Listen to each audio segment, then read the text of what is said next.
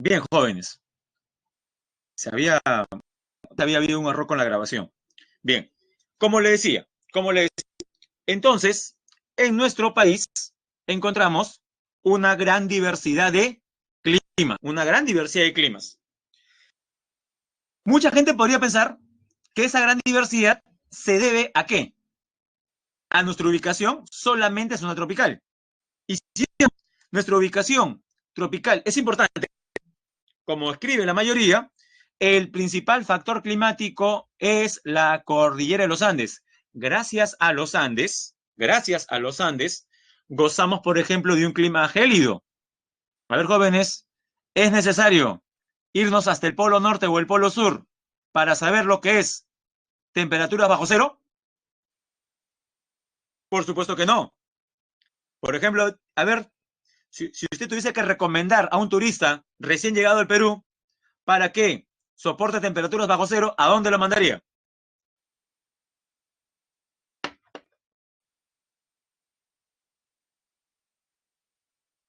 Por ejemplo, a las partes altas de Puno. Muy bien.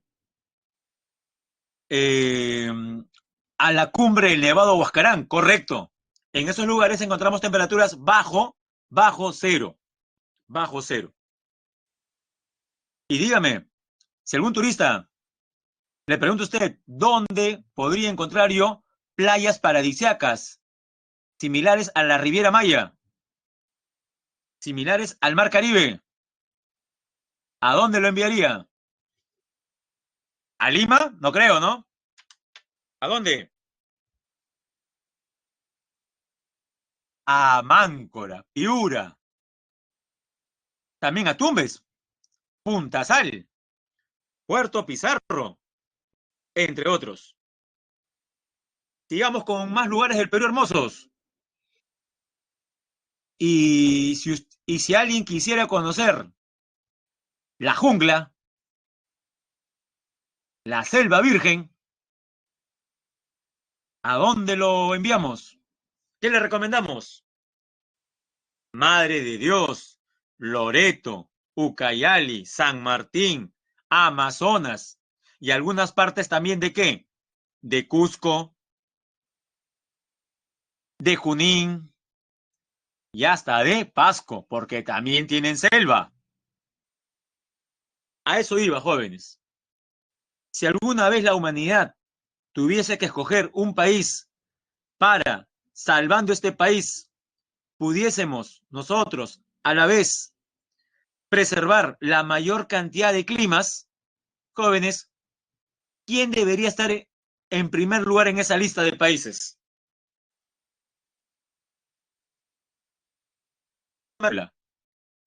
Ese país sería el Perú. Somos una especie de arca de Noé del siglo XXI. Y digo arca de Noé no por los animales, ¿ah? Sino por esa gran diversidad. Salvando al Perú se salvarían la mayor cantidad de climas, ecosistemas, zonas de vida y una buena cantidad de flora y fauna. Lo tenemos casi todo, Luis Ángel, casi todo. El problema es que en casi 200 años de vida republicana, nuestros dirigentes no han sabido pues gestionar muy bien estos recursos. Uno de los problemas, lo vimos el día de ayer, la corrupción. Uno de los tantos problemas. Pero recuerde, no lo mencionamos ayer, pero también es un problema que a veces la gente no identifica. ¿Cuál es? La falta de civismo por parte de la mayor parte de las personas. Por estos días, usted está escuchando a mucha gente que dice, no me interesa la política, quiénes postulan, sabe que no quiero saber nada al respecto. Ya, eso le hace daño al sistema democrático. Personas que no se informan, que no leen las hojas de vida, que no leen los planes de gobierno, que no contrastan, por ejemplo, propuestas entre candidatos. Eso hace daño también, porque esas mismas personas son las que eligen a los de siempre, pues. Y luego, votar por votar, correcto, votar por votar. Pero bueno, ese es otro asunto. Antes de hablar de los diferentes climas del Perú, ¿cuál es el nombre del clima en Máncora, el clima en Lima, en Puno o en Loreto, antes de ello, tenemos que diferenciar el clima de otro concepto. ¿Usted alguna vez ha escuchado a alguna persona decir algo como esto? El clima está cambiando, ¿no? Ayer hacía calor y ahora hace frío. Sí, hay que cuidarse. Ya está cambiando el clima ya. Eso lo puede escuchar en un mercado, en una combi, en el almuerzo. Y si es verdad, hay días que hace calor, el cielo está despejado, y hay días que el cielo está nublado. O peor todavía, en el mismo día, 7 de la mañana, como hacíamos antes, salíamos a estudiar o trabajar siempre, con llovizna intensa, y uno salía como esquimal, vestido, como quien se va a Groenlandia. Pero al mediodía, 1 de la tarde, que uno regresa a casa, y encima sube el metropolitano, un brillo intenso, y la casaca en el brazo. Y es ahí donde alguien dice, pues, ¿no? El clima está loco, el clima es cambiante. ¿Qué está pasando con el clima? Jóvenes, dígame, en todos los casos expresados, ¿ha sido bien usada la palabra clima? ¿Qué dice usted?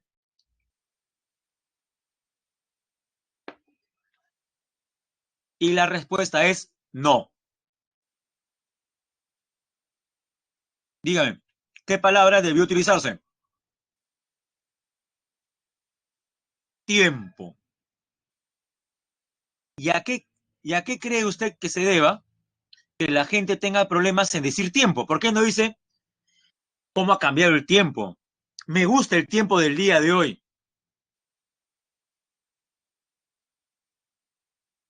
Bueno, yo creo que se debe a que las personas creen que la palabra tiempo solamente tiene una acepción. ¿Cuál es? Aquella que la relaciona, por ejemplo, con... Uy, ¿dónde está mi reloj? Aquello que la relaciona con la hora, o sea, con el tiempo cronológico. Y dirá, profe, ¿qué? ¿Existe otra acepción para tiempo cronológico? Por supuesto. Miren los siguientes ejemplos. Si se lee en un reporte periodístico que un avión no pudo aterrizar en el aeropuerto de Iquitos por mal tiempo, ¿a qué tiempo se referirán? ¿Al tiempo cronológico o al tiempo atmosférico? El avión no pudo aterrizar por mal tiempo. Al tiempo atmosférico. ¿Qué sería mal tiempo en Loreto? Tormentas, rayos, truenos, descargas eléctricas, fuerte viento. Eso sería mal tiempo. Entonces ya sabe. Primero entonces vamos a definir qué cosa es el tiempo atmosférico, también llamado tiempo meteorológico. A ver, veamos. Indica el estado de la atmósfera. Y aquí está la diferencia, jóvenes. En un momento determinado. En un momento determinado. En una localidad dada. Se caracteriza por su variabilidad. Entonces ya tiene una principal diferencia. ¿El tiempo puede cambiar de un momento a otro? ¿Qué dice? ¿Sí o no? Por supuesto que sí. De una hora a otra, de un día a otro. Y dígame, ¿el clima puede cambiar? ¿Sí o no? Tenga cuidado porque así como lo estoy explicando, uno podría ser seducido a responder no. El clima también cambia. Entonces, ¿dónde está la diferencia? En la duración del tiempo. El tiempo varía en tiempos cortos, horas, días. El clima puede variar, sí, puede cambiar, correcto, pero en intervalos más amplios. Por ejemplo, años, décadas. Esa es la diferencia. Como dice Nicole, largo y corto plazo. Largo plazo, largo periodo, clima. Corto periodo, tiempo. He ahí la diferencia. Y para que no olvide, tenemos 3 fotos del Centro Histórico de Lima. ¿A quién no le ha pasado? 8 de la mañana. Quedan empañados nuestras ventanas, la luna de nuestros autos. ¿Con qué? Con la llovizna. Nublado y llovizna. Segunda imagen, continúa la llovizna y sensación de frío. ¿Note usted cómo está la pista? ¿Se atrevería a correr por esa pista? ¿O por esa vereda? A ver, dígame, ¿le ha pasado alguna vez? Apurado usted, se puso a trotar sobre la vereda, bien pulida. ¿Qué pasó? ¡Pum! Se resbaló, ¿no? Se resbaló. Para no llegar tarde, pues, ¿no? Recuerda, para no llegar tarde. Y al final llegaba tarde, pero todo sucio. Y golpeado encima. Pero fuera de bromas, jóvenes, es en los meses de invierno donde aumentan los accidentes de tránsito. ¿Por qué cree usted? ¿Por qué en invierno hay más accidentes de tránsito?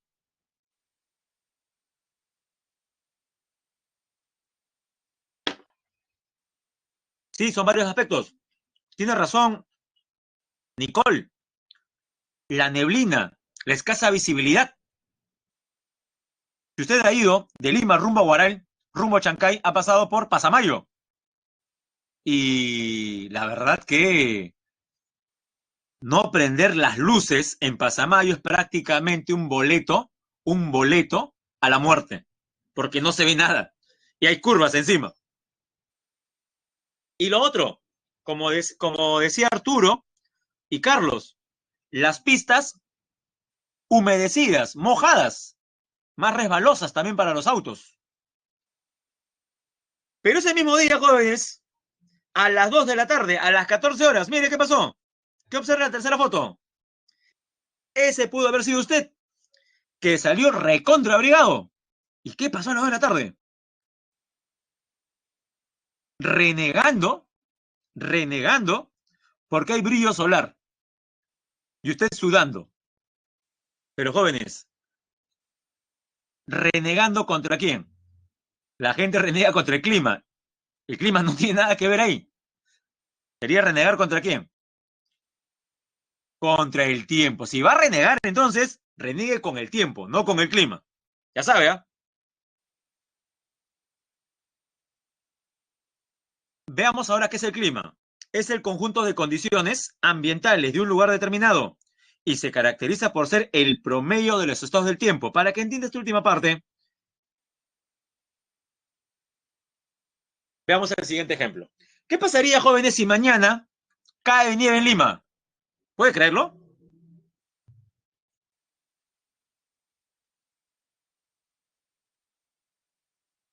Ya. Catherine dice imposible. Hace 50 años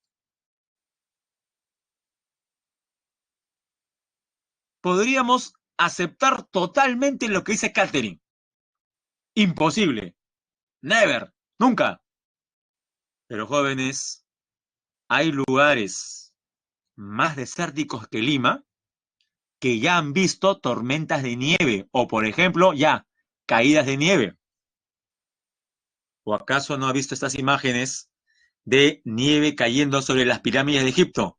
Por si acaso esa foto, esa imagen no es fake, ¿ah? Es real. Hace un par de años cayó nieve sobre las pirámides de Egipto. Sí, por eso, jóvenes, hay que tener mucho cuidado. Usted que es una persona, me imagino, muy acuciosa, antes de rebotar una información por redes sociales, me imagino que usted se cerciora que la foto que le están enviando corresponda a un medio de comunicación serio, formal, tipo la BBC de Londres, el New York Times, a nivel nacional el comercio, la República, RPP, ¿por qué no? Tiene que ser filtrada la imagen, porque también jóvenes con Photoshop se pueden justamente aumentar varias cosas. Y uno ya no sabe si la foto que o el video que uno está observando es real o no. Por eso es importante las fuentes informativas. Por eso le digo yo, en fuentes fidedignas, como el Clarín de Argentina, el País de España o la DW de Alemania, la RAI de Italia, son medios conocidos, jóvenes, se han visto imágenes, se han visto fotografías, videos de qué? De nieve cayendo sobre playas paradisíacas también. Entonces, si eso ha pasado en esos lugares, ¿por qué no podría ocurrir en Lima? Por eso decía yo en el ejemplo, qué pasaría si cayese mañana nieve en Lima y no vuelve a caer dentro de 140 años? Pregunto, por ese único día que cayó nieve en Lima, ¿podemos afirmar que el clima de Lima es gélido? ¿Qué dice usted? ¿Sí o no? No. ¿Por qué no? Porque en la determinación del clima, ¿qué manda? ¿Un periodo corto o un periodo largo? Un periodo largo. En otras palabras, la suma de todos los estados del tiempo. Esa es la diferencia. Calculado mediante observaciones realizadas durante un largo periodo de por lo menos ¿cuántos, jóvenes? Cuando hablamos de clima, hablamos de un periodo de por lo menos ¿cuánto? Lo subrayamos. Ahí lo puede leer. De 30 años. Ahora bien, el clima presenta dos aspectos: elementos y factores. Como yo no quiero que usted aprenda de paporreta y luego se confunde en pleno examen qué es elemento y qué es factor, otro caso. Sin necesidad de googlear, usted está en condiciones de decirme cuál de estas dos ciudades presenta mayor temperatura. ¿Tumbes o Lima, jóvenes? ¿En cuál de estas dos ciudades la temperatura será mayor? ¿Tumbes o Lima?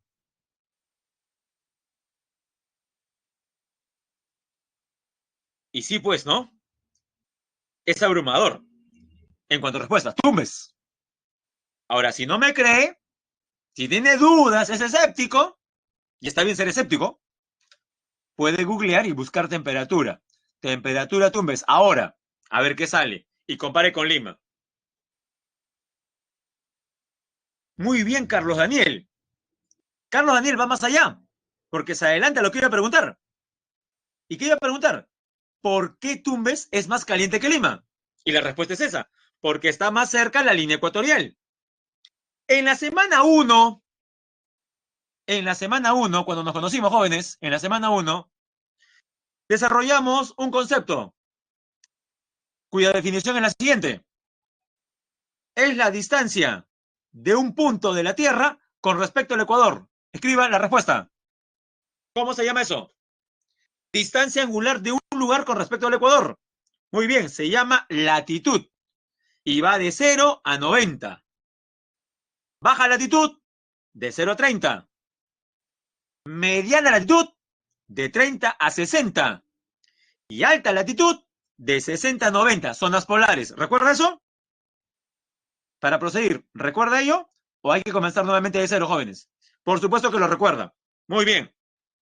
Entonces, ¿la latitud de Tumbes influye o no en el clima? La latitud que presenta Tumbes, su distancia con respecto al Ecuador, ¿influye o no en el clima? Por supuesto que influye. Y si influye, ¿qué será? ¿Factor o elemento? Es un factor, porque los factores son condiciones que determinan algo, que favorecen algo. Entonces, a partir de ahora usted no va a confundir. La latitud no es un elemento del clima. ¿Qué cosa es? Es un factor. Ya que hablé de los factores, adelanto la diapositiva. Miren la siguiente. Hay dos tipos de factores. Primero, ¿qué son factores? Son agentes que modifican, acentúan o limitan los elementos del clima y dan lugar a los distintos tipos de clima. Hay dos tipos de factores. Jóvenes, ¿cuáles son los más importantes? ¿Los cósmicos o los geográficos? Para encerrarlo en una elipse. ¿Cuáles son los más importantes? Los más importantes serán los factores geográficos. No se preocupe. Si nos equivocamos, que sea aquí en clase. Los factores más importantes Son los factores geográficos. Y me sorprende que se haya equivocado, ¿saben por qué? Porque al inicio de la clase, usted respondió bien. Cuando yo le pregunté, ¿cuál es el principal factor en la diversidad climática del Perú? ¿Usted qué respondió?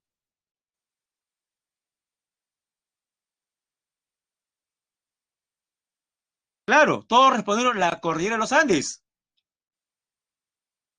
Y pregunto yo, ¿los Andes serán un factor cósmico o geográfico? Ahí está la respuesta, jóvenes. Los Andes, ¿qué tipo de factor serán? ¿Cósmico o geográfico?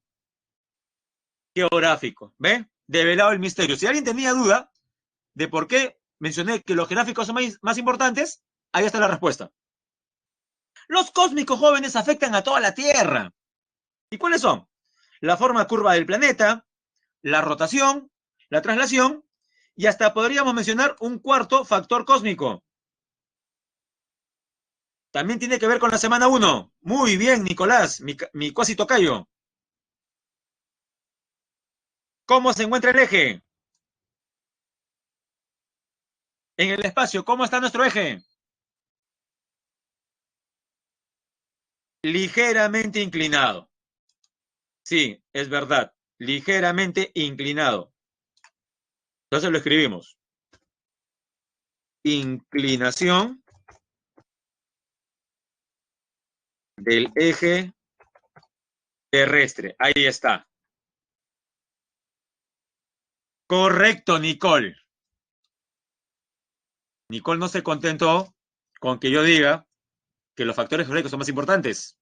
Tampoco con el ejemplo. Y eso está muy bien, ¿no? Fue más allá y pudo justamente identificar el kit del asunto, porque son más específicos, correcto, por ello. Los factores geográficos son más específicos en la conformación de un clima. Esa es la razón, Nicole. ¿Y cuáles son estos factores? Bueno, comencemos con el factor que suele ser, escuche bien, suele ser el más importante en cualquier país del mundo. A ver, dígame, ¿cuál es? Tiene tres opciones. La primera es doble, continentalidad y oceanidad. La segunda es latitud, la tercera la latitud. Correcto, es la latitud.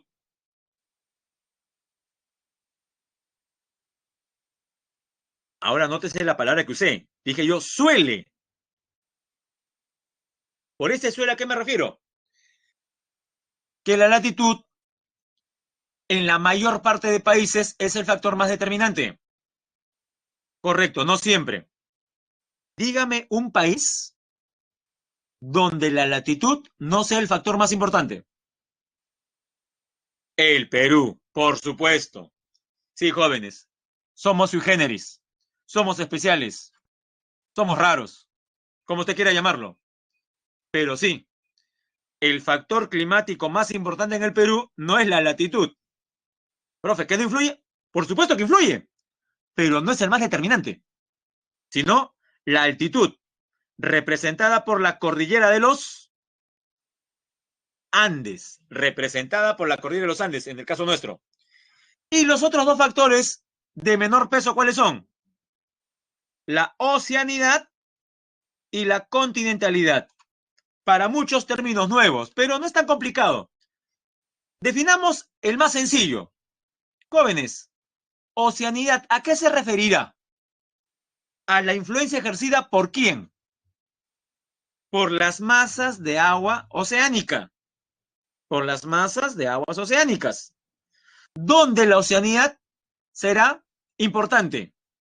En aquellas regiones litorales, ribereñas, costeras, en las islas también, por supuesto. Lo inverso, ¿cómo se llama? Lo inverso es la continentalidad. ¿Qué es eso?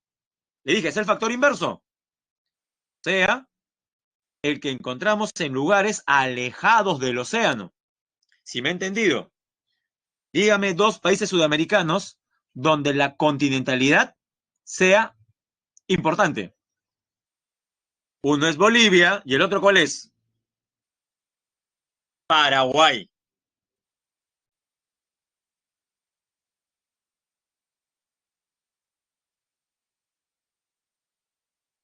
En Asia, Mongolia, Nepal, Bután. En Europa, Austria, Suiza, República Checa. En África, a ver, dígame uno nada más, un país africano que no tenga salida al mar. A ver, Piero y Carlos mencionan, me imagino que a la República Democrática del Congo. Y le diré, parece. Usted mire el mapa político de África y parece, a primera vista, que la República Democrática del Congo es tipo Bolivia, en Sudamérica. Pero si usted revisa bien y hace la ampliación, se da cuenta que la República del Congo ha hecho trampa y tiene una pequeña salida como puente hacia el Océano Atlántico. Medio extraño eso. Ya, muy bien, Brando. Leira, Chad. Uganda también. Níger, correcto, Emily. Nigeria no, más bien Nigeria sí tiene salida al mar. Quien está al norte de Nigeria, Níger, no tiene salida al mar. Chad, Níger, República Centroafricana, Uganda, entre otros. Solamente para asesorarme, jóvenes, en los países que hemos mencionado que son mediterráneos, ¿qué factor encontramos? Escríbalo, yo sé que es largo, pero escríbalo. Si lo escribe, yo sé que nunca se va a olvidar. En países mediterráneos, ¿qué factor hace su aparición? La continentalidad. Muy bien. Ahora hablemos del Perú. En la primera imagen, mapa del Perú. Por su ubicación latitudinal, o sea, en zona de baja latitud, nos debería corresponder totalmente que, si el Perú está en zona tropical, nos debería corresponder en todo el territorio un clima que, en una sola palabra, jóvenes, claro, cálido, húmedo y lluvioso. En una sola palabra, ¿cómo se llama eso? Cálido, húmedo y lluvioso. Clima tropical. ¿Y hay clima tropical en el Perú, jóvenes? Por supuesto. Poco más de la mitad del Perú tiene clima tropical. Loreto, Ucayali, Madre de Dios, San Martín, Amazonas y también sectores de Huánuco, Pasco, Junín, Cajamarca, Ayacucho, Cusco y hasta Puno. Puno tiene selva alta. Pero hay una parte, jóvenes, cercana al 50%, que no tiene clima tropical, pero debería tenerlo. Hablemos de un lugar, Lima Metropolitana.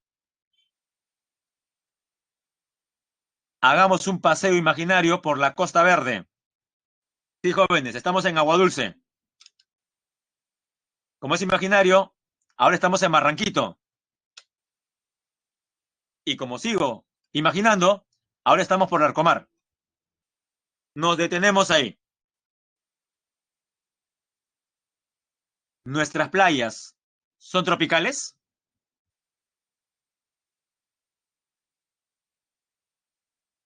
¿Tenemos arena blanca? No. ¿Hay palmeras a lo largo de estas? Tampoco.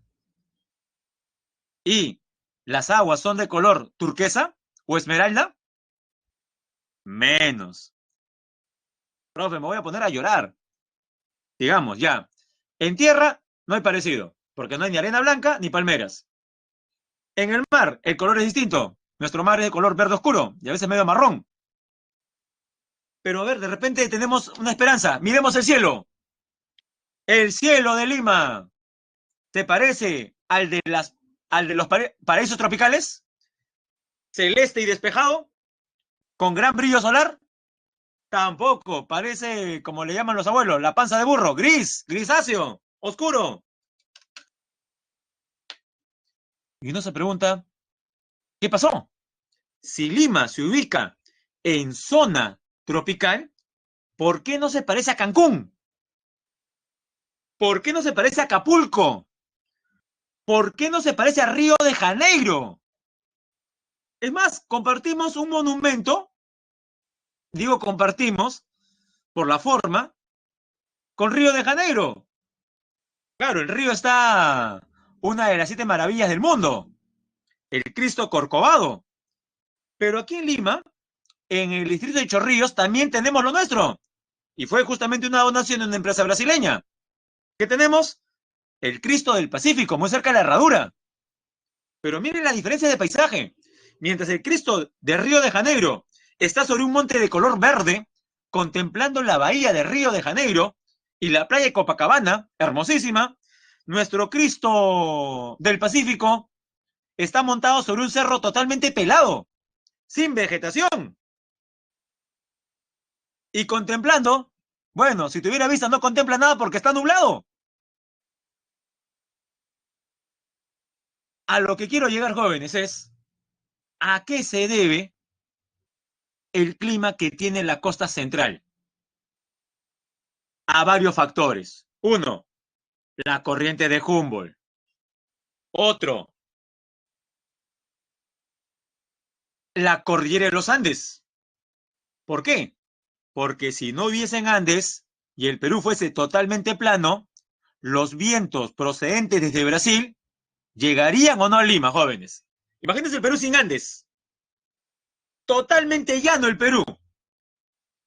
Estos vientos alisios, ¿llegarían a territorio limeño o no? ¿Qué opina usted? Por supuesto que llegarían. ¿Y llegarían transportando qué? ¿Frío o calor? Desde la selva. Aire caliente. Aire húmedo o seco.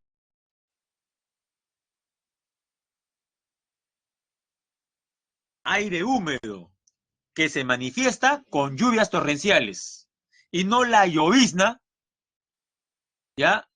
Que usted, por ejemplo, puede notar aquí en la capital. Bueno, jóvenes, los factores son los que usted ve ahí. Cordillera de los Andes es el más importante. La corriente peruana, también llamada corriente de Humboldt.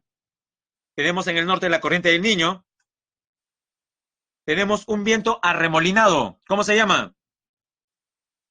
Uno escucha, profe, no me asuste, viento arremolinado. No me diga que aquí en el Perú hay ciclones. Sí, jóvenes, en el Perú hay ciclones. Pero para nuestra buena suerte, nuestros ciclones se comportan de manera inversa a los ciclones que están en el Caribe. Los ciclones caribeños transportan aire caliente. Y como transportan aire caliente que pesa menos, son los ciclones caribeños que muchas veces terminan en tornados. ¿Son ascendentes o descendentes? Son ascendentes porque transportan aire caliente. El aire caliente pesa menos. Lo que tenemos frente al Perú es un anticiclón. Se llama anticiclón del Pacífico Sur. Nuestro anticiclón transporta aire frío o caliente. Aire frío. Y por lo mismo, ¿será ascendente o descendente?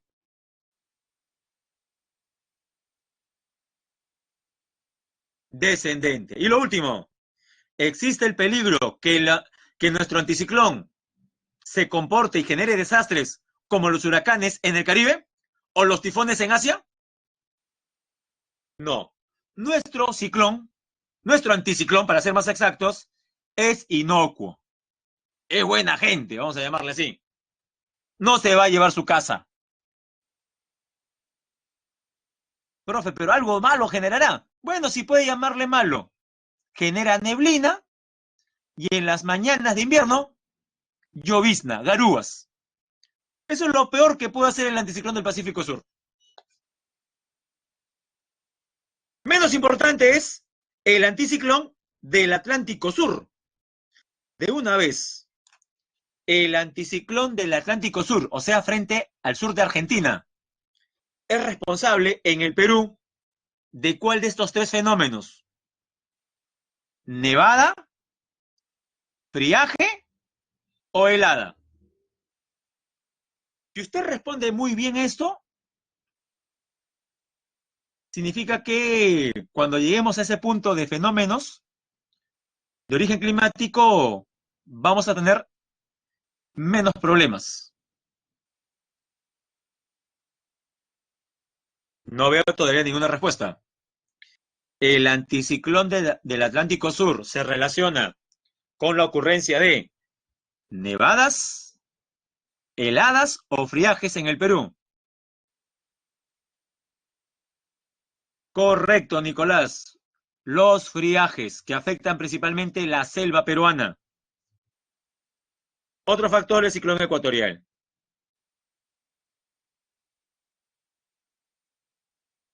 Imagine que usted va a la selva, va a Pucallpa y justo va en una semana que hay friaje.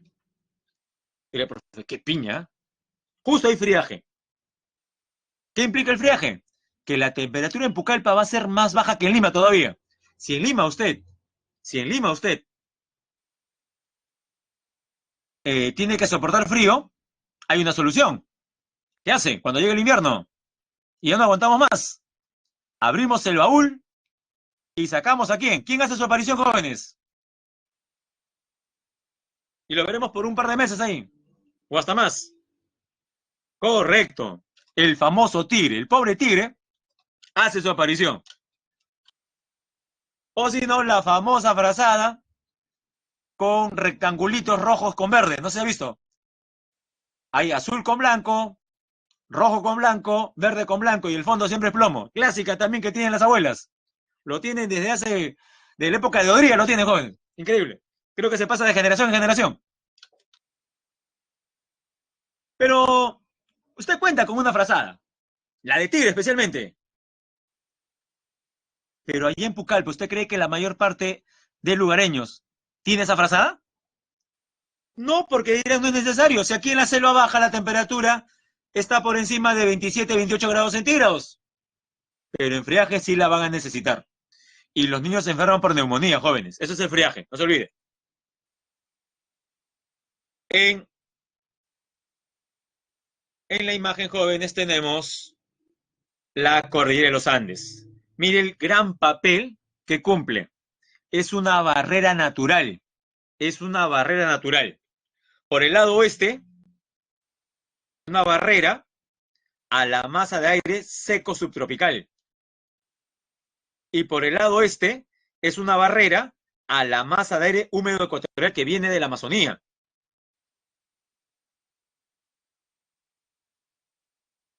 Y en este mapa de América del Sur usted puede contemplar los factores. El más importante como que no se nota muy bien, como no se nota muy bien, yo lo voy a remarcar, ¿qué le parece? Ahí va, con color naranja.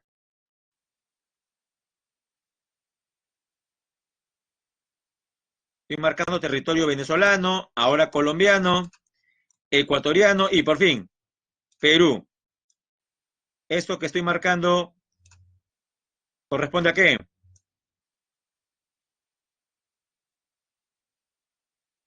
Es la gran barrera que no permite el paso de los vientos húmedos y calientes desde la Amazonía. Esa es la cordillera de los Andes, jóvenes. Muy bien. Barrera geográfica. Pero también vemos en el mapa una gran mancha azul que viene desde el centro de Chile, transporta aguas frías. Nombre, corriente peruana o también denominada corriente de Humboldt. Es lo mismo, corriente peruana, corriente de Humboldt. Esta llega hasta Piura, hasta Punta Aguja. ¿Recuerda que le mencioné ayer? Hasta Punta Aguja, Piura. ¿Por qué no avanza más? Porque hasta Punta Aguja, Piura también llega una corriente, pero de aguas cálidas. ¿Cómo se llama esta corriente de aguas cálidas? ¿Qué nombre aparece ahí? Primero dígame el nombre que aparece en el mapa. Contracorriente ecuatorial. Se llama contracorriente ecuatorial. Más conocida por nosotros como corriente de El Niño. Y no se olvide, transporta aguas ¿qué? ¿Frías o cálidas? Cálidas. Frente al Perú, tenemos un remolino de aire. Remolino de aire frío. Genera neblinas y lloviznas. Nombre. Anticiclón del Pacífico Sur. Jóvenes, esos son los 4 factores más importantes del Perú. 2 más. Este opera al sureste de Argentina, muy cerca de la Antártida. ¿Cómo se llama? Se denomina anticiclón del Atlántico Sur. Responsable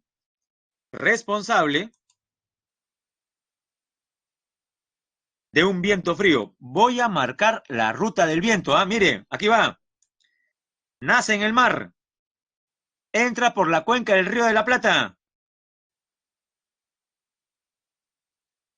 Sur de Paraguay. Bolivia. Y de Bolivia entra al Perú por la Sierra Sur y Selva Sur. Llegando, en el caso de la selva, a veces hasta Iquitos. Jóvenes, esta flecha morada que he marcado es un viento. ¿Cómo se llama? Se origina en el Atlántico Sur, muy cerca de la Antártida. Correcto, Carlos. Esa es la ruta del friaje. En el caso del Perú, ¿cuál es la zona más castigada? ¿La sierra o la selva? ¿Cuál es la más castigada? La selva es la más castigada. Si bien es cierto, este fenómeno puede también darse en la sierra, es en la selva donde genera más estragos. ¿Por qué? Porque en la selva la gente está menos acostumbrada a temperaturas bajas. Por si acaso, en el friaje, las temperaturas no llegan a 0 o bajo 0. Eso ocurre con las heladas. En el friaje la temperatura siempre está sobre 0, pero son temperaturas frías. 11 grados, 12 grados. Otro factor es el ciclón ecuatorial. Climas del Perú. Según Vladimir Köppen, los parámetros importantes para clasificar el clima básicamente son 2. La temperatura y la precipitación. Pesan más que los otros elementos. Comencemos con el primer clima. ¿Dónde lo encontramos? En Sullana, en Piura, Sechura, Bayóvar, Catacaos, Máncora, Tumbes, Zarumilla, Puntasal, Puerto Pizarro y hasta los propios manglares. Jóvenes, estamos hablando de la costa norte. Dígame el clima. ¿Cuál es? Cálido muy seco, también llamado árido tropical. Y es verdad, Lorena. En algunos textos todavía le dicen semitropical. Carlos menciona, profesor, ¿pero es tropical o no es tropical? Sí es tropical en la medida que hace mucho calor, pero no es lluvioso. Por eso le decimos árido tropical, o mejor, cálido muy seco. Veamos las fotos. La primera, una playa típica del norte, intenso brillo solar. La segunda, a pesar de ser árido, hay una vegetación característica. ¿Me puedo decir qué árbol es ese? Típico de Piura. Nos provee de algarrobina. Ya le dije la respuesta. El algarrobo. El amo y señor de los bosques secos. Y la tercera imagen. No es llovizna. En el norte sí llueve, pero llueve en verano. Y si hay fenómeno del niño, con mayor razón. Comprende Piura y Tumbes. Es una zona seca, con bajas precipitaciones. Temperatura, 24 grados centígrados en promedio. Y las precipitaciones, solamente 200 milímetros al año. Pasamos ahora a Lima, costa central y también sur. Influencia de la corriente peruana. En el caso del clima de la costa norte, influencia de la corriente del Niño o contracorriente ecuatorial. Clima semicálido muy seco, también llamado árido subtropical. Este clima, ¿qué cosa genera? Por ejemplo, que en invierno algunas estribaciones presentan ¿qué cosa? Lomas, como en la foto, lomas de la Chay. Segunda imagen, miren, con la justa se ven los edificios de Miraflores. ¿Qué es eso, jóvenes? La neblina, la humedad se intensifica.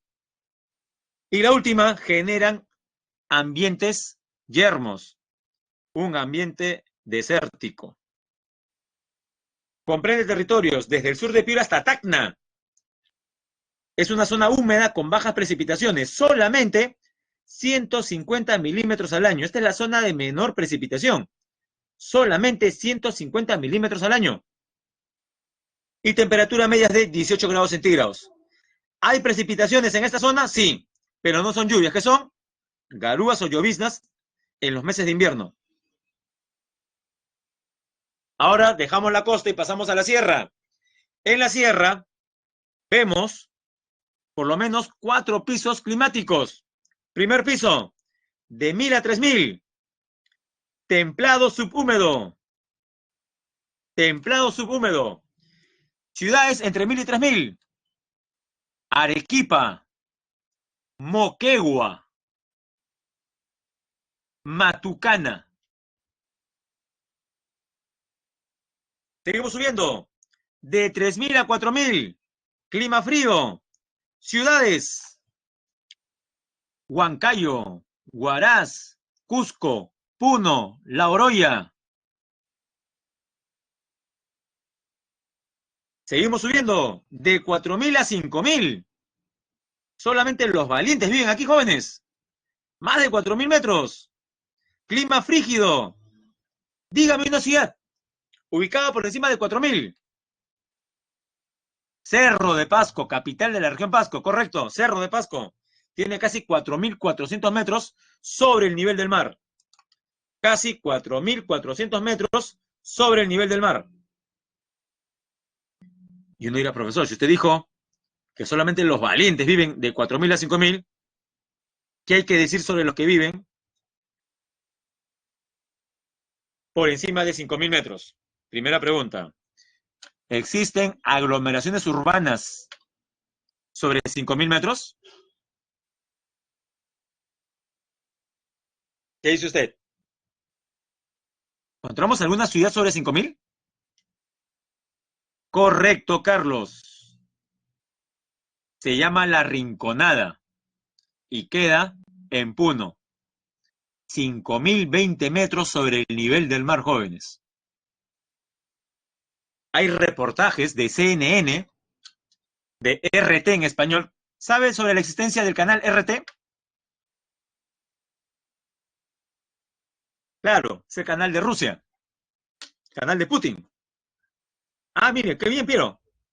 Igual, yo también sigo las noticias que da RT, no para creerlas a pie juntillas, sino para contrastarlas con la que dicen medios estadounidenses también, pues. Ah, en YouTube, por supuesto. Tiene una conductora que hace análisis muy interesantes. De repente también la sigue. Una argentina.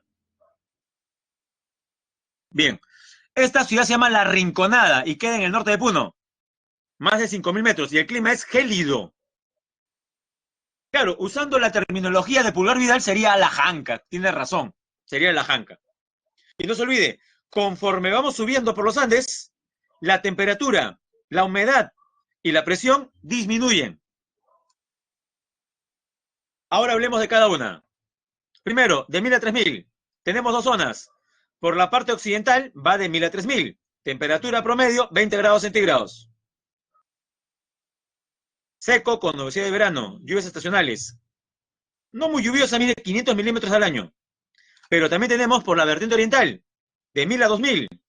Temperatura medio, mayor, 25 grados centígrados. Más húmedo. Y llueve más, 1200 milímetros al año.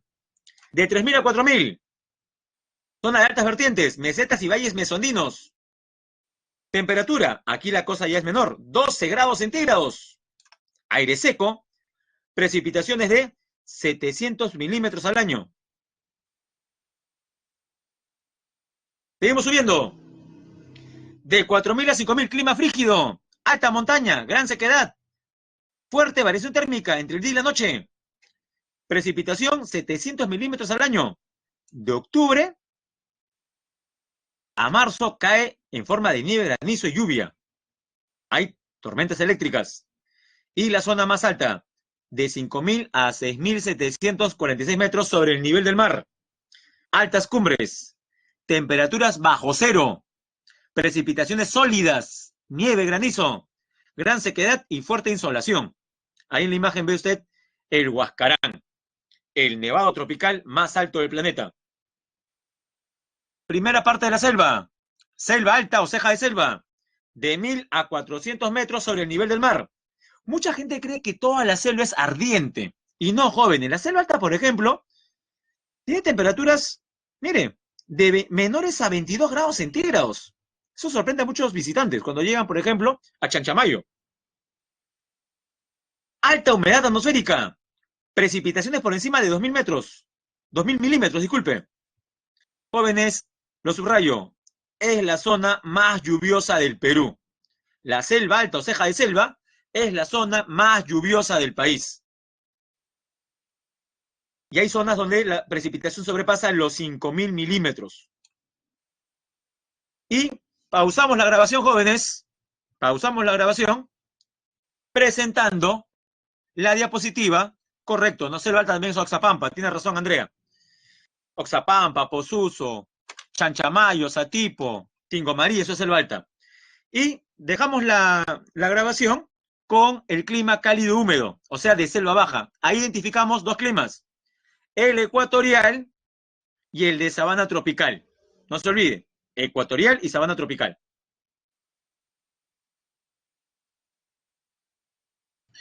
Bien, jóvenes, retomamos la grabación. Nos habíamos quedado en la última parte del Perú en cuanto a las zonas climáticas. Así tenemos, como le dije yo, la selva baja, la llanura amazónica, la Omagua, como diría Pulgar Vidal, que identifica dos climas. El clima general de toda la zona es, como usted puede ver en el título, cálido húmedo, de 480 metros. Pero hay dos variantes. ¿Cuál es la referencia para una y otra parte? Ya, miren el mapa. ¿Observa usted una línea horizontal de color rojo? ¿Observa usted en el mapa? Por supuesto. Ya, corresponde a un paralelo o un meridiano. Si es horizontal, jóvenes, ¿qué será? ¿Paralelo o meridiano? Un paralelo.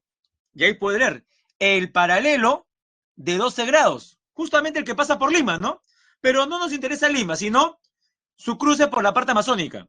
Ya, esa va a ser la referencia. ¿Cómo así? Del paralelo 12 grados hacia el norte, o sea, Loreto y gran parte de Ucayali, el clima, ¿cómo será? Ecuatorial. ¿Qué implica ecuatorial? 25 grados centígrados de enero a septiembre y 33 en promedio de octubre a diciembre. Gran humedad y nubosidad. Precipitaciones por encima de 2.500 milímetros al año. Una zona también muy lluviosa. De 12 grados latitud sur hacia el sur, o sea, algo de Ucayali y principalmente Madre de Dios, tenemos el clima de sabana tropical. Temperaturas promedio 24 grados centígrados, con máximas de 33 y mínimas de 16. La primera imagen corresponde a Loreto, clima ecuatorial, y la segunda imagen es un pajonal. Uno pensaría que la segunda foto corresponde a una meseta con ichu, ¿no, jóvenes? Ese pasto es típico de la sabana de Madre de Dios.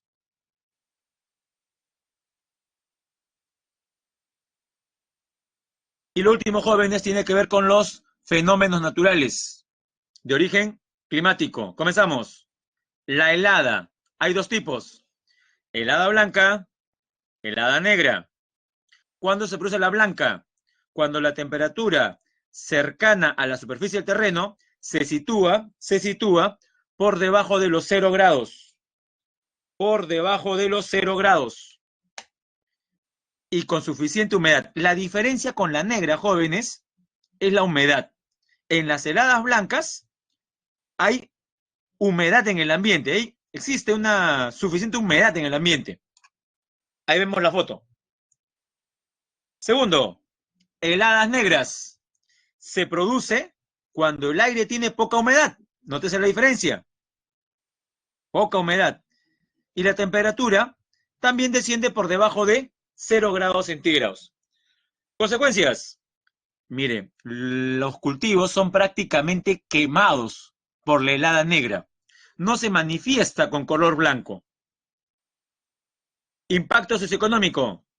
Afecta a la agricultura, la ganadería y especialmente la salud de las personas. Ahí vemos a 3 niños víctimas justamente de las heladas. Mire la piel de sus manos. Siguiente fenómeno, que mucha gente lo podría confundir con helada. Esta es la nevada. Precipitación. La nevada es la precipitación sólida en forma de copos de nieve. Se suele dar esto por encima de 3.600 metros sobre el nivel del mar. Para que este fenómeno climatológico se produzca, la temperatura del aire debe mantenerse por debajo de 2 a 3 grados centígrados. O sea, la temperatura puede ser 0, 1, 2 grados o hasta 3. No implica que la temperatura sea bajo 0 necesariamente. Puede llegar a 1, 2 y hasta 3. La nevada se registra con cielo cubierto. Otra diferencia. La helada, en cambio, se da con cielo despejado. La nevada, entonces, se produce con cielo cubierto. Esta diferencia es importante marcarla. ¿Qué afecta? La agricultura, la ganadería y la salud humana. Para que usted mismo note la diferencia. Lo que actualmente está ocurriendo en España con la tormenta Filomena, porque le han puesto ese nombre, ¿no? Filomena. ¿Es helada o nevada, jóvenes?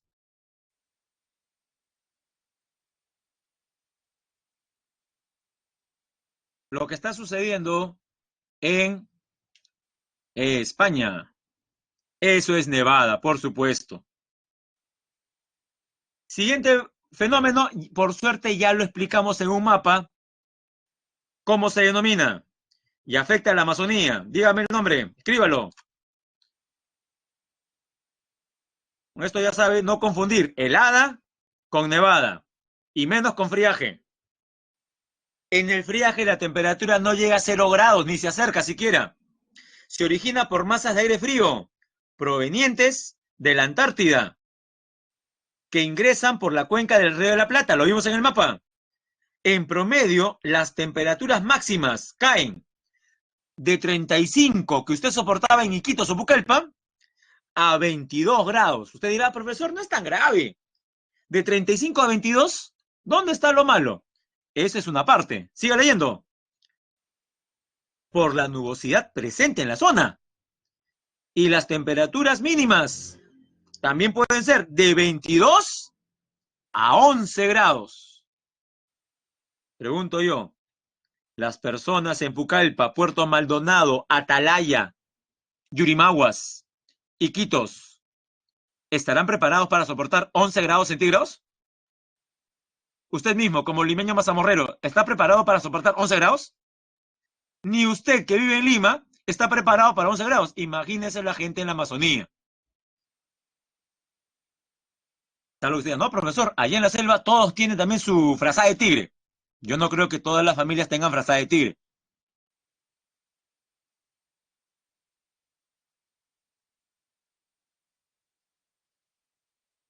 Los casos de neumonía, especialmente en los infantes, aumenta. Siguiente fenómeno, generado por lluvias torrenciales, jóvenes. El río se desborda. ¿Cómo se llama? Inundaciones. Pregunta Alessandra si con 26 grados hay sensación de frío. Difícil, estimada Alessandra. En Lima, por ejemplo, 26 grados se siente caluroso. La sensación de frío, hablemos de Lima metropolitana, Se da a partir de 18 para abajo. 18, 17, 16. La noche más fría que usted recuerda debe haber llegado a 15 o cerca a 15.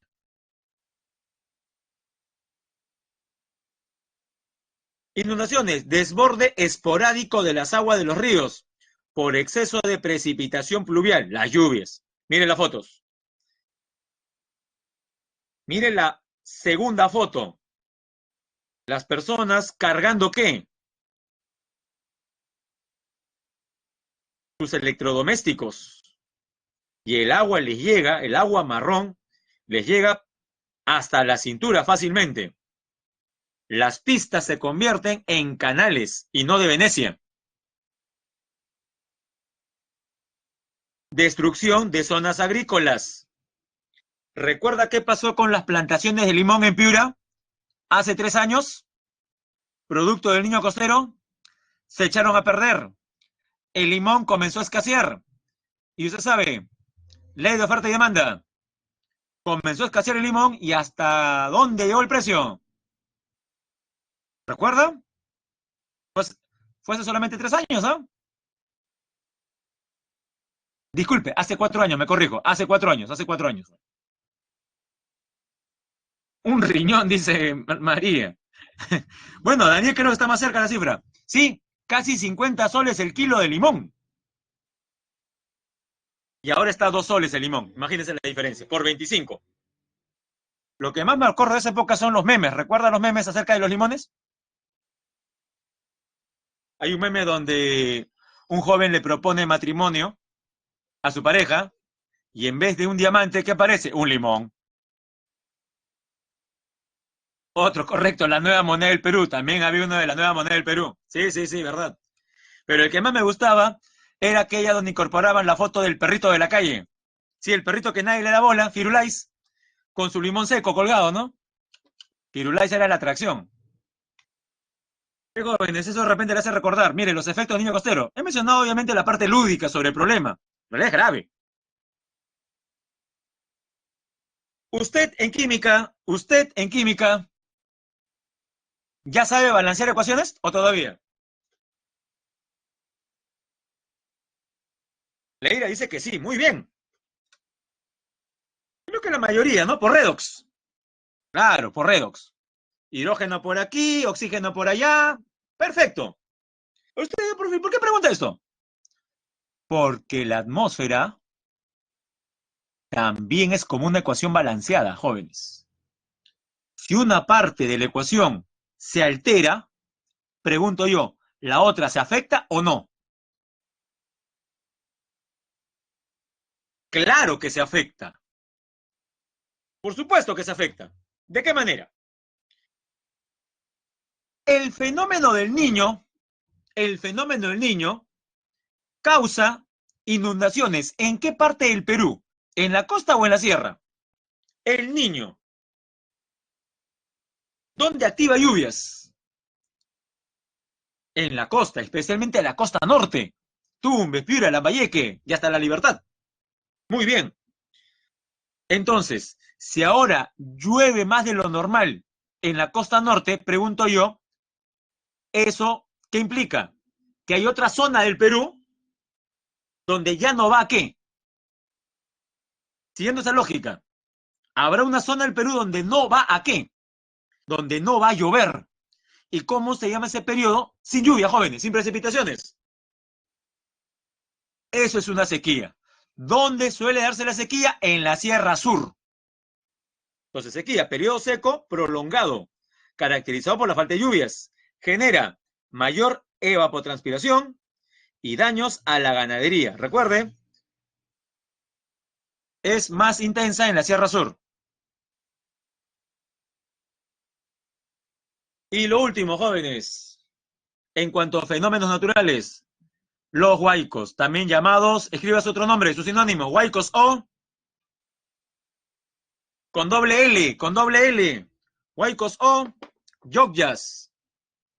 Los huaicos o yogyas no son otra cosa, no son otra cosa sino que el desplazamiento a favor de la gravedad de una acumulación de qué? De barro, lodo, piedras. ¿Activado por qué? Por las lluvias que caen sobre qué tipo de terreno. ¿Cómo se llaman estas hendiduras en los cerros o montañas por donde se desplaza el huaico? Las quebradas. Por tanto, es racional construir viviendas en plena quebrada, allá en Chosica, Chaclacayo, Huachipa. No, jóvenes. Habría que tener cierta tendencia suicida para hacer algo similar. Ahora usted dirá, profesor, pero eso que usted está haciendo está mala, porque las personas que finalmente habitan esos territorios lo hacen por necesidad. Hay un problema más complejo que usted está de repente minimizando. Eh, ¿Saben por qué? Yo entiendo las necesidades de las personas, por si acaso, ¿eh? El problema es que es ahí donde el Estado tuvo que haberse puesto los pantalones hace 40 años, que se inició el poblamiento de quebradas, y darle, por ejemplo, a estos pobladores mejores condiciones. Pero el Estado mismo claudicó. ¿Y saben usted cuándo nota que el Estado claudica ante ese poblamiento desordenado? Uno, ¿hay colegios o no en las quebradas, jóvenes? Ahí arriba, ¿hay colegios y postas médicas? Hay colegios y postas médicas. ¿Mm? Construcciones hechas por el Estado. Hay postes de luz. Hay tuberías de agua en algunas zonas. O sea, hemos formalizado la informalidad. Profe, ¿qué queda? La adaptación. Simplemente la adaptación.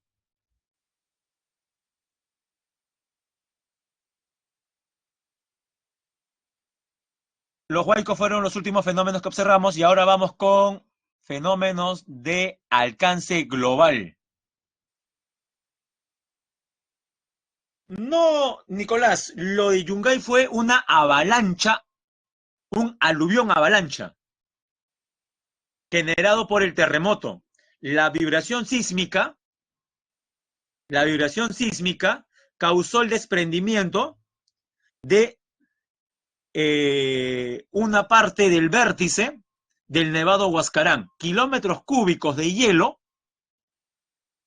cayeron y sepultaron dos poblaciones, Yungay y Ranraírca. Lo de Yungay entonces sería una avalancha activada por un terremoto. Bien, eh, jóvenes, entre el niño y la niña, ¿cuál es más popular? ¿Cuáles son más populares, los niños o las niñas? Estamos hablando, por si acaso, de las anomalías oceanográficas atmosféricas, ¿ah? ¿Eh? No pretendo aquí instalar una guerra de sexos. Ya, dicho ello, los niños son más conocidos que las niñas. Pero en realidad, jóvenes, es una dualidad. ¿Cómo le llama la NASA? Sí, jóvenes, la NASA a esta anomalía que tiene alcance global. Bueno, las conoce con las siglas ENSO. Aquí lo marco. ENSO. Profe, ¿por qué? El niño, la S de qué? Southern, y la O, Oscillation. No se vacile, ¿eh? Ya. El niño, Southern, Oscillation. En español, el niño, oscilación del sur, del Pacífico Sur. Y si quisiéramos establecer, jóvenes, siglas en español, ¿cómo sería?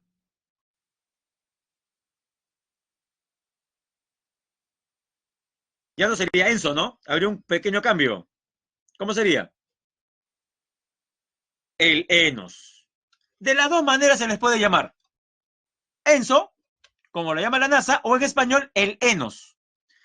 El ENOS o ENSO comprende dos procesos: el fenómeno del niño y el fenómeno de la niña. Carlos pregunta, ¿por qué el niño? Porque esta corriente llamada contracorriente ecuatorial, o también denominada corriente del niño, se hace más caliente cuando inicia el verano. Y aquí en el sur, jóvenes, ¿cuándo inicia el verano? En el solsticio de diciembre, el 21-22 de diciembre. O sea, ¿a pocos días de qué? A pocos días de que usted, como cristiano, celebre el nacimiento de quién. ¿El nacimiento de quién? De el niño Jesús. Por eso se llama corriente del niño. No es entonces por las travesuras que genera, que alguien puede decir, profe, por las travesuras. No es por ello. No es por ello. El niño entonces es un fenómeno por el cual las aguas se calientan o se enfrían, jóvenes. Eso sí debe estar clarísimo. En el niño, ¿las aguas se calientan o se enfrían? Se calientan. Mayor evaporación, lluvias torrenciales. Pero si eso pasa en una parte del Océano Pacífico, se calienta. ¿Qué pasa en la otra parte del Océano Pacífico? Por Australia, por Oceanía. ¿El mar se calienta también? No. Recuerde el equilibrio, la ecuación, balanceada. ¿Qué pasa en la otra parte? Las aguas se enfrían. Ya, a ese enfriamiento, ¿cómo se le llama?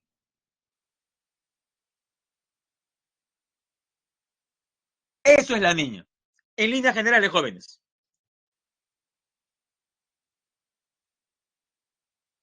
Primero, el niño. Es una anomalía climática y oceánica a nivel mundial. Es un fenómeno recurrente que se presenta a intervalos, jóvenes, y esto es lo malo, producto del cambio climático que veremos la próxima semana, cada vez en periodos más cortos o largos, jóvenes. En periodos cada vez más cortos. Antes el niño se daba cada 25 o 30 años. Ahora el niño se puede dar cada 3 años nada más. Y está lo que le decía. La evaporación y las precipitaciones se intensifican en el caso del Perú en la costa norte. Las aguas son cálidas, jóvenes. ¿Esto favorece o perjudica la pesca en el Perú? Perjudica. Jóvenes, es usted ahora una anchoveta. Compórtese como anchoveta.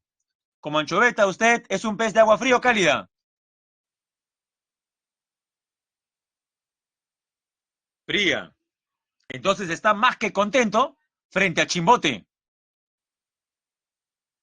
Porque porque por ahí pasa la corriente peruana. Muy bien. Pero cuando hay el fenómeno del niño, las aguas cálidas invaden el mar frío. Y ahora frente a Chimbote, la temperatura se ha incrementado. ¿Cuál es su primera reacción como anchoveta? Primero usted se profundiza. No, primero lo que hace es se profundiza. Se va más al fondo. Se va más al fondo. Porque al fondo hace más frío. Pero jóvenes, el calor invade también los fondos. Y ahí sí, no le queda otra que migrar. Deja Ancash y se va frente al mar de Lima. Pero el calor llega también y sigue Ica, Arequipa, Moquegua y llega al mar de Tacna. Y no le queda otra como anchoveta peruana que irse a dónde. Sí, y pasa a ser anchoveta chilena, jóvenes. El fenómeno del niño afecta de esa manera la pesca. Y aquí tiene una imagen de la niña.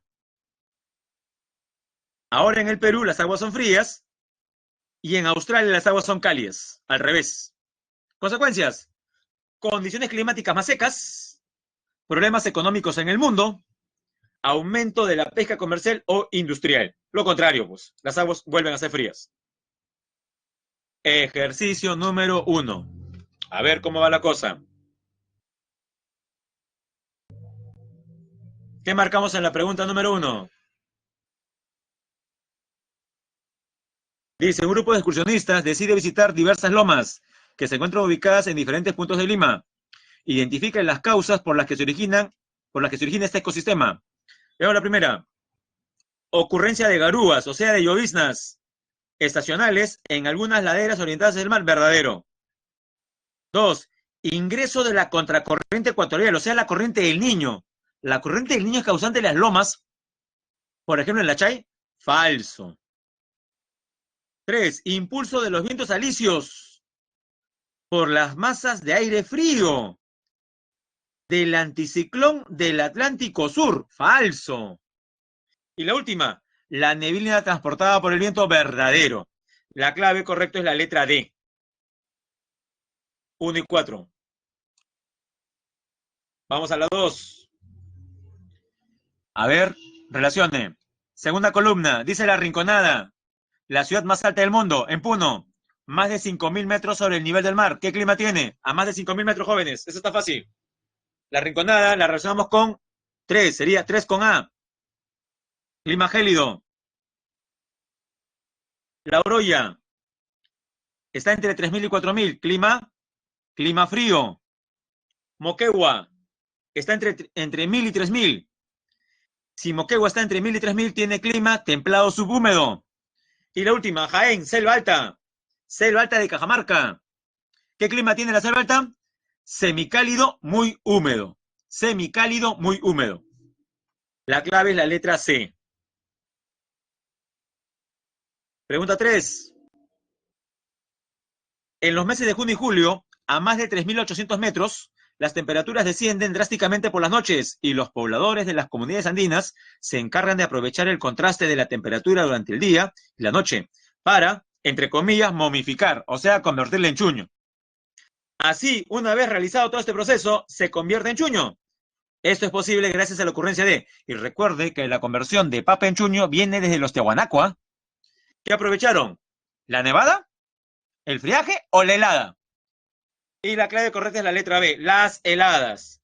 Las heladas deshidratan las papas. Recuerde que los Tiahuanaco también, ¿qué hicieron con la carne de llama? Con la carne de camélido. ¿En qué la convirtieron? En charqui. Que seguramente lo ha probado con oyuquito, ¿no? El famoso plato oyuquito con charqui. Ah, verdad, todavía no he almorzado, ¿no? Ya, mejor lo dejamos ahí. Pregunta 4. Ah, en la 4 entonces nos piden determine el valor de verdad acerca de las consecuencias del fenómeno del niño. Veamos la primera. Se perjudican cultivos como el arroz. ¿Usted ha visto foto de los arrozales? ¿Alguna vez? ¿Ha visto foto de arrozales? Sí. Ya, ¿parecen o no piscinas? Los arrozales. Claro. Entonces, las lluvias generadas por el niño perjudican realmente el cultivo de arroz. ¿Verdadero o falso, jóvenes?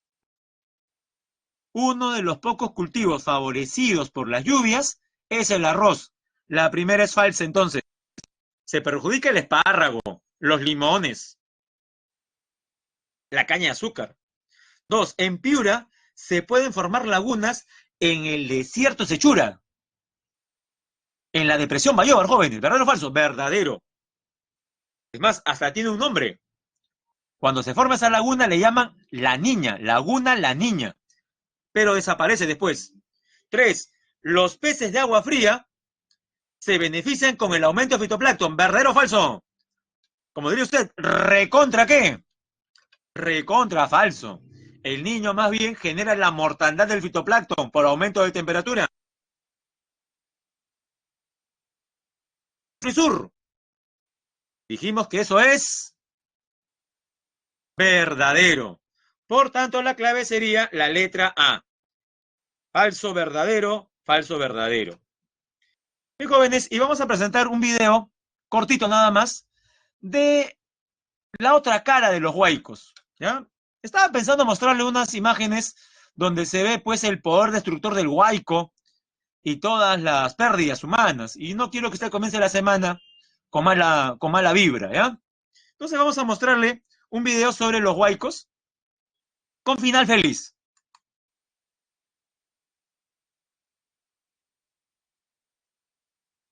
¿Recuerda a Huayquito? ¿Recuerda a Huayquito?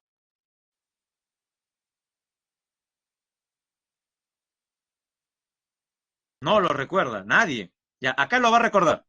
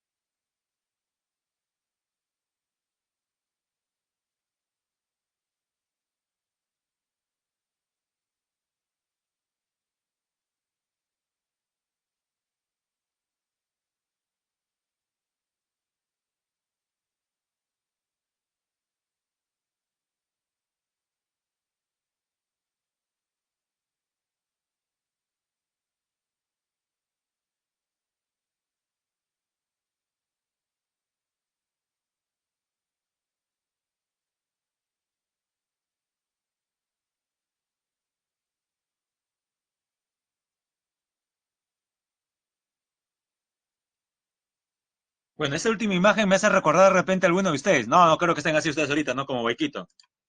Tirados ahí sobre su almohada. No, ¿no? ¿O sí? Ups. Bien, jóvenes. Habíamos visto el día de ayer los valores, las habilidades importantes que se tienen que poner en práctica para lograr, para conseguir una convivencia democrática, ¿no? Muy bien.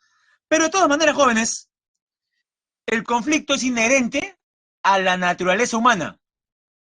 Conflictos se van a dar y no es malo que hayan conflictos, jóvenes.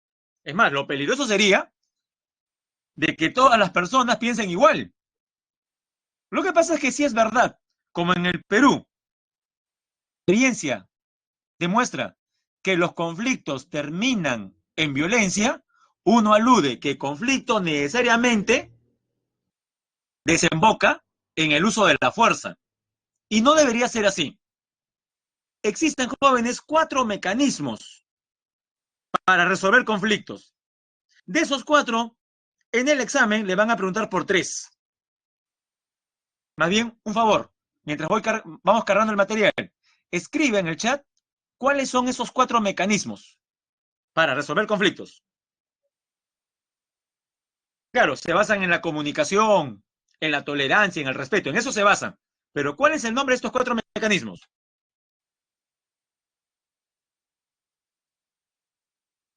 A ver, los leo. Y les menciono uno. Negociación. Otro. Mediación. Un tercero, correcto, conciliación. Y el cuarto que no veremos en clase, donde hay una especie de juez que llamamos árbitro y cuya sentencia o algo parecido a sentencia es un laudo, como el laudo de París, que usted conoce por historia del Perú.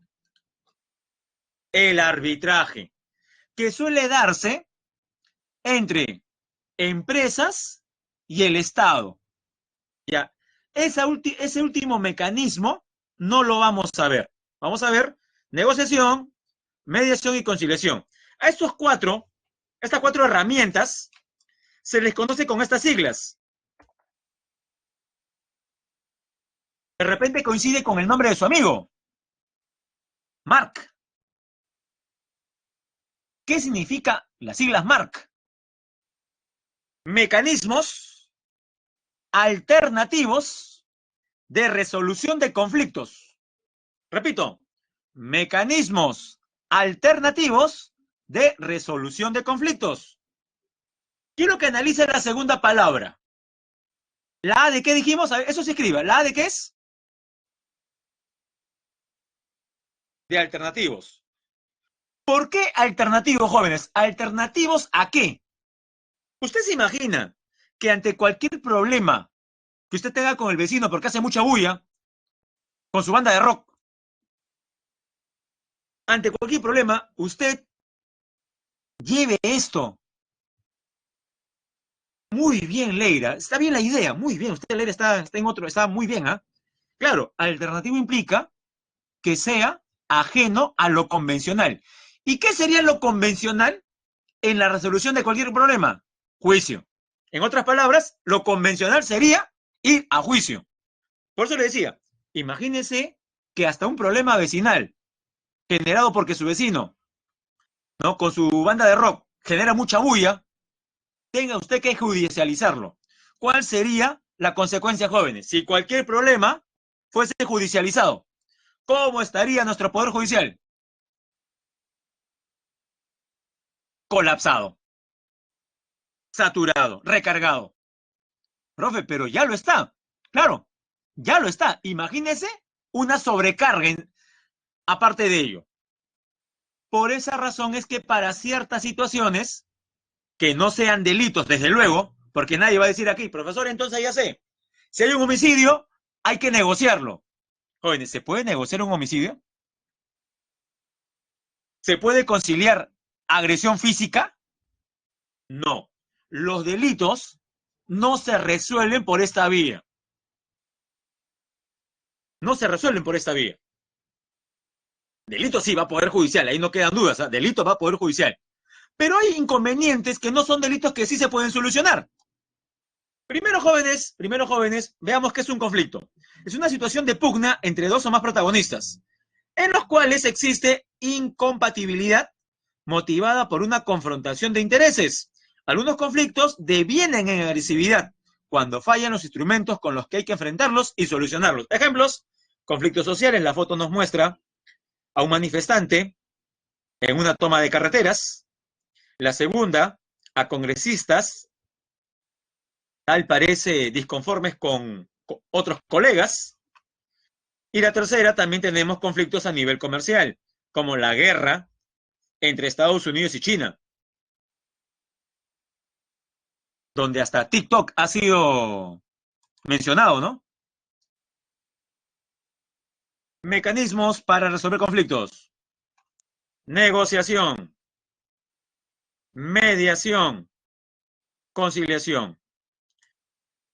¿Cuál de los tres es el más distinto a los otros dos?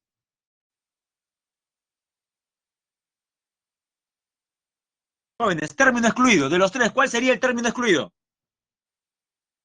Muy bien, la negociación. ¿Por qué? Y las imágenes nos lo dicen. Porque en la negociación no se recurre a no participa un tercero. Las dos partes involucradas en el problema ceden y resuelven el inconveniente. La mediación y la conciliación tienen un tercero. En la mediación, ¿cómo se llama el tercero? Mediador. Lúzcase. Y en la conciliación, ¿cómo se llama el tercero?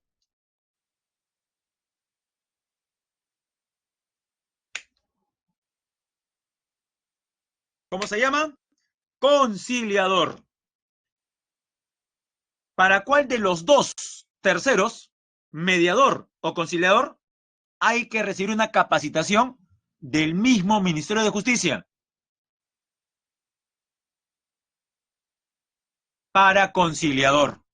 Hay cursos, hay capacitaciones de conciliación extrajudicial.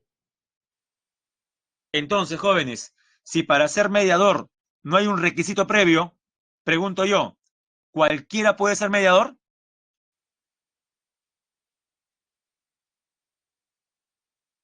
Eh, en realidad sí.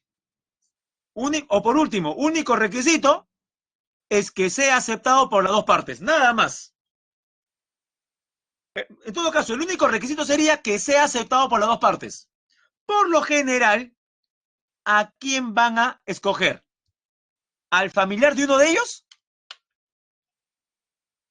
¿A la pareja de uno de ellos? No, a alguien, como dice, por ejemplo, Carlos, que sea o se muestre neutral. Extraño tampoco, ¿saben por qué? Porque tiene que ser alguien de la comunidad, alguien que conozca el problema, que se haya empapado, pero que sea neutral, sobre, sobre el cual no haya visos de parcialidad.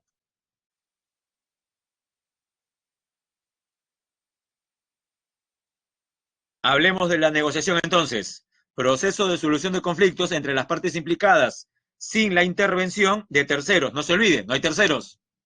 El éxito de toda negociación es lograr que ambas partes del conflicto salgan beneficiadas. Veamos. Se exponen sus puntos de vista. Se escucha a la otra parte. Se está dispuesto a ceder en algunos puntos. Eso es importante. Jóvenes, en una negociación, ambas partes tienen que ceder.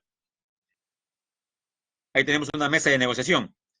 Tal parece entre el Estado y las comunidades. Y mire, salió humo blanco. Final feliz.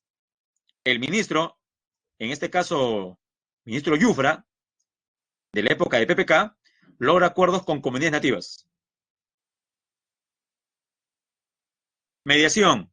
Es una herramienta dentro del proceso de resolución de conflictos para aquellos casos en los que las partes han agotado ya las posibilidades de resolverlos por sí mismos. En estos casos interviene una tercera persona, el mediador. El mediador muestra un interés imparcial y neutral en el problema.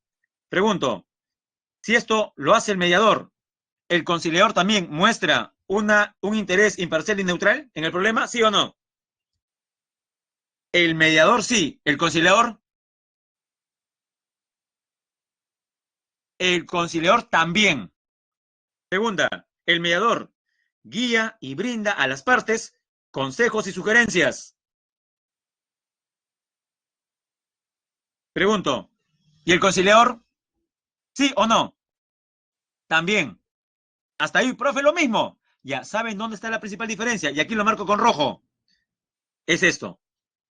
Subráyelo. El mediador no propone fórmulas de solución. El conciliador sí. Esa es la principal diferencia.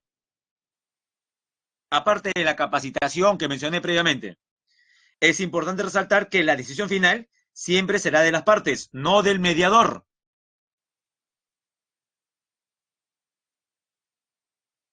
Conciliación.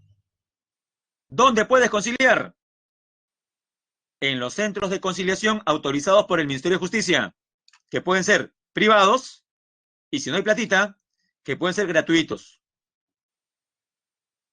No hay sentencia, pero al final de la conciliación, ¿qué cosa tenemos? Un acta de conciliación. Está firmada por las partes y el conciliador, que representa la conclusión de un procedimiento conciliatorio. Es lo más parecido a una sentencia, sin serlo.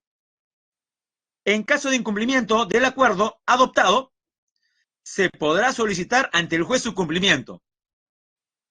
Conciliador, persona capacitada, desarrolla su función de manera neutral e imparcial, facilita la comunicación entre las partes.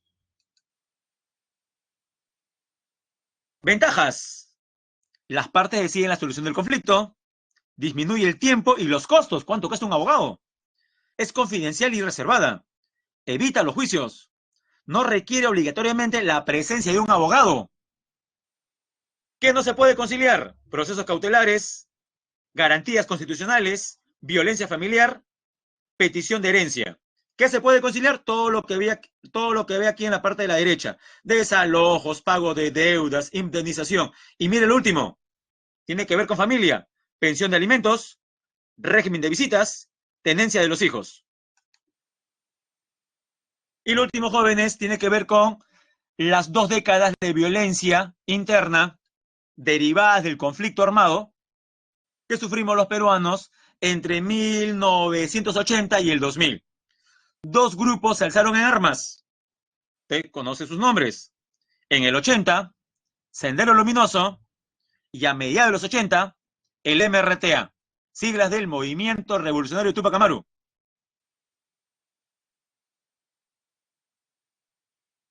Ya, como este tema puede generar algún tipo de disconformidad en diferentes personas, vamos a basarnos en el informe final de la Comisión de la Verdad y Reconciliación. Conflicto entre el 80 y el 2000. Se inició en zonas rurales de Ayacucho y se extendió a los centros urbanos. Posteriormente, a los demás lugares del país, como las comunidades de la selva. Provocó enormes pérdidas humanas en cuanto a vidas humanas y también económicas. Responsables de la violencia, Sendero Luminoso y el movimiento revolucionario Tupac Amaru. Y sí, estamos hablando de agrupaciones que usaron el terror para conseguir objetivos políticos. O sea, estamos hablando de agrupaciones terroristas. Formas en que se expresó la violencia, según la Comisión de la Verdad: pobreza y exclusión, brechas económicas y desigualdad, marginación, racismo, violencia sexual, especialmente a las mujeres. Datos: la violencia produjo casi 70.000 muertes. 75% de estos peruanos que murieron hablaban el quechua como idioma materno. Más de la mitad eran campesinos. El 85% vivía en 6 departamentos: Ayacucho, Junín, Huánuco, Huancavelica, Purímac y San Martín. De esos, salvo Junín y San Martín, justamente estaban los más pobres. ¿Qué propone qué propone la Comisión de la Verdad y Reconciliación ante este gran problema? Bueno, recomendaciones. un plan integral de reparaciones. Se refiere al resarcimiento del daño a las víctimas de la violencia política, en forma individual o colectiva, simbólica o material. Proceso de reconciliación nacional. Esto es lo de repente lo más complejo, o una de las cosas más complejas. Te dirá, ¿y por qué, profesor? ¿Será fácil reconciliarnos con aquellos que nos hicieron daño?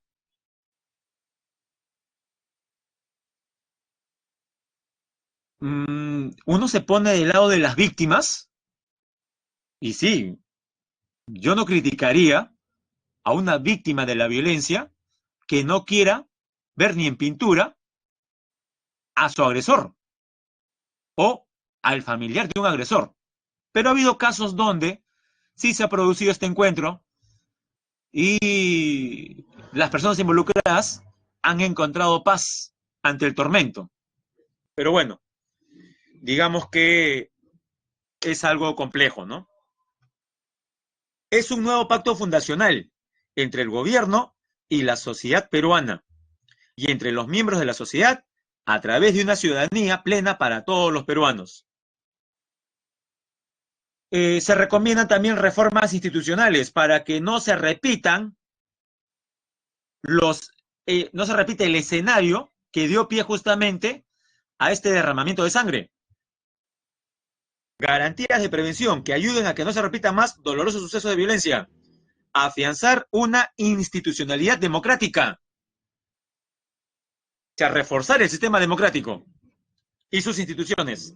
Reformar el sistema de administración de justicia. Ello implica atacar la corrupción. Elaboración de una reforma que asegure una educación de calidad. La mayor parte de las víctimas eran analfabetas. Generar confianza cívica, restableciendo las relaciones dañadas entre los ciudadanos y el Estado. Bien, y antes de resolver la pregunta número 1, jóvenes, vamos a mostrarle un videíto del mismo Ministerio de Justicia para que usted aprecie las bondades y, ¿por qué no?, también las deficiencias, si es que usted logra identificar alguna, del proceso de conciliación. Ahí presentan varios casos. Algunos de los artistas que aparecen, algunos de los personajes que aparecen en el video son artistas que usted ha visto en novelas, en la televisión.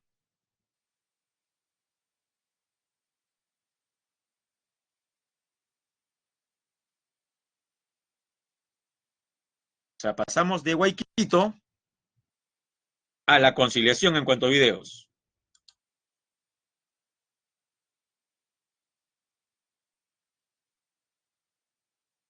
Ya, ahí va. Pito es un video del Ministerio de Justicia.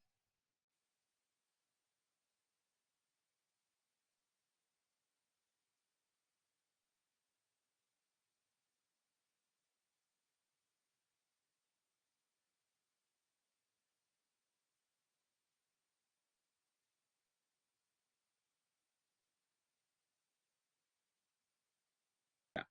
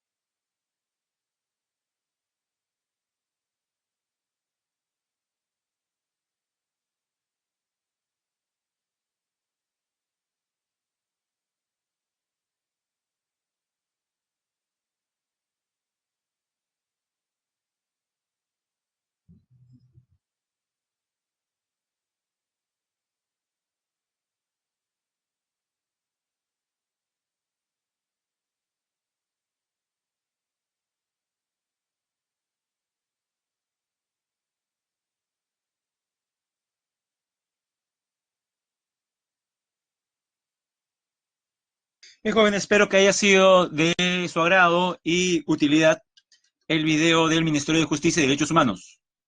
Muy bueno, ¿ah? A veces no vemos el otro lado, ¿no? Recuerda, hay que ser empático. Me refiero al último caso, ¿no? De la señorita que clama por la salud de su madre. Sí, jóvenes, esto es mucho mejor que la Rosa de Guadalupe. Esto es caso real, jóvenes. Y encima aprende. Pregunta número 1. La negociación es un mecanismo. Ah, y también hemos colocado ahí el link si es que quiere volver a observar el video. Hay varios videos en YouTube sobre Ministerio de Justicia. Aquellos que van a derecho es imperdible para ellos, ¿ah? 1. La negociación es un mecanismo mediante el cual las partes involucradas en una situación antagónica de intereses pueden dialogar hasta llegar a un acuerdo. Para lograr que ambas partes salgan beneficiadas en este proceso, es necesario que, veamos la primera, ¿defiendan sus propios intereses? No, si no, no van a llegar a ningún tipo de, no van a llegar a buen puerto. Se interesen en escucharse mutuamente verdadero. Cuenten con un abogado de oficio. No es necesario. Comuniquen sus ideas en forma clara. Por tanto, la clave sería solamente 2 y 4. ¿Qué marcamos, jóvenes, si es solamente 2 y 4? La letra B. Muy bien, la letra B. Ejercicio 2. Debido a la pandemia del COVID-19, la municipalidad de un distrito de Lima cerró todos los puestos de un mercado, a pesar de haber cumplido con las medidas sanitarias acordadas por las partes. Ante tal situación, sus dirigentes solicitaron la presencia del representante de la Defensoría del Pueblo para que posibilite el diálogo en bien de la solución del conflicto entre las partes involucradas. ¿Qué función estaría cumpliendo? ¿Qué función estaría cumpliendo dicho representante? Y correcto, la clave es la letra D. Mediador. El mediador.